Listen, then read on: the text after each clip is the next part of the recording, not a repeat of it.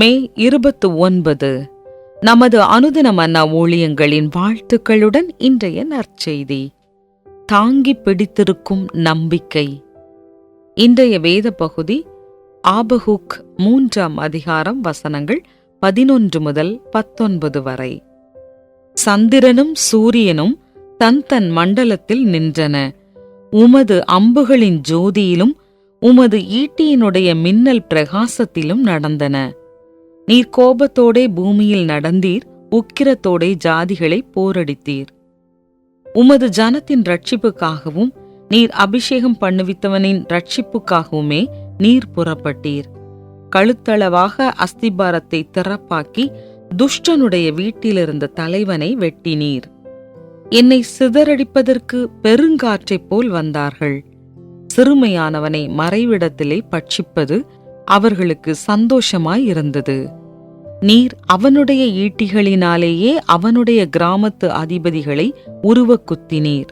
திரளான தண்ணீர் குவியலாகிய சமுத்திரத்துக்குள் உமது குதிரைகளோடே நடந்து போனீர். நான் கேட்ட பொழுது என் குடல் குழம்பிற்று. அந்த சத்தத்துக்கு என் உதடுகள் துடித்தது. என் எலும்புகளில் உக்கல் உண்டாயிற்று.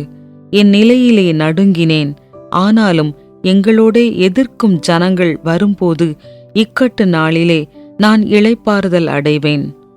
அத்திமரம் துளிர் விடாமற் போனாலும், திராட்சை செடிகளில் பழம் உண்டாகாமற் போனாலும், ஒலிவ மரத்தின் பலன் அற்று போனாலும், வயல்கள் தானியத்தை விளைவியாமற் போனாலும், கிடையில் ஆட்டு மந்தைகள் முதலற்று போனாலும், தொழுவத்திலே மாடுகள் இல்லாமற் போனாலும், நான் கர்த்தருக்குள் மகிழ்ச்சியாயிருப்பேன்.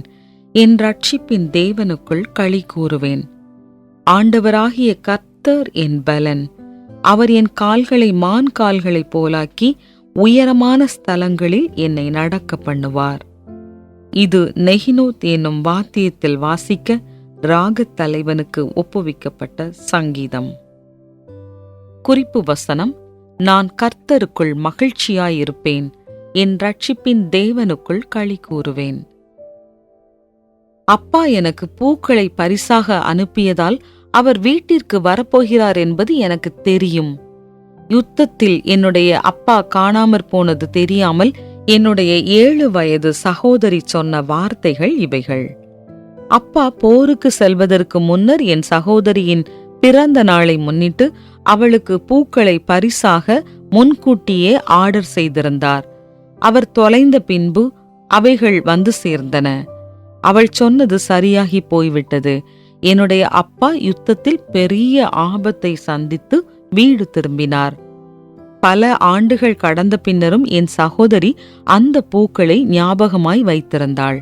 அதை பார்க்கும் போதெல்லாம் நம்பிக்கையோடு காத்திருத்தலின் முக்கியத்துவத்தை அறிந்து கொள்வாள்.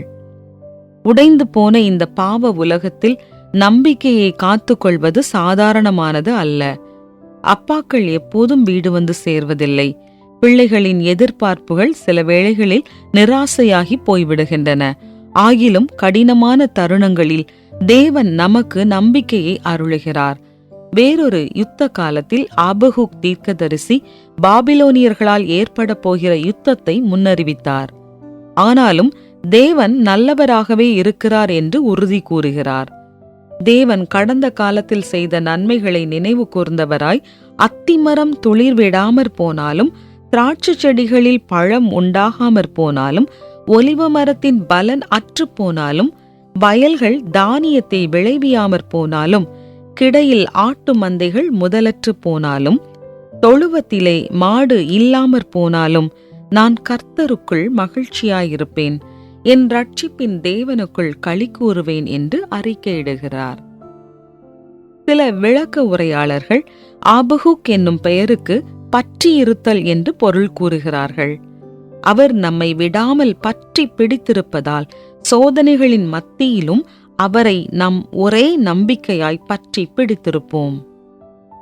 தேவனில் மகிழ்ந்திருப்பது உங்களுடைய கடினமான சூழ்நிலைகளில் எவ்விதம் உங்களுக்கு உதவியாயிருக்கிறது? அவரை துதிப்பதற்கு இன்று நீங்கள் என்ன செய்ய போகிறீர்கள்? தகப்பனே, எது என்னுடைய பாதையில் வந்தாலும் என்னுடைய எதிர்காலம் உம்முடைய கரத்தில் பாதுகாப்பாயிருப்பதற்காய் உமக்கு நன்றி.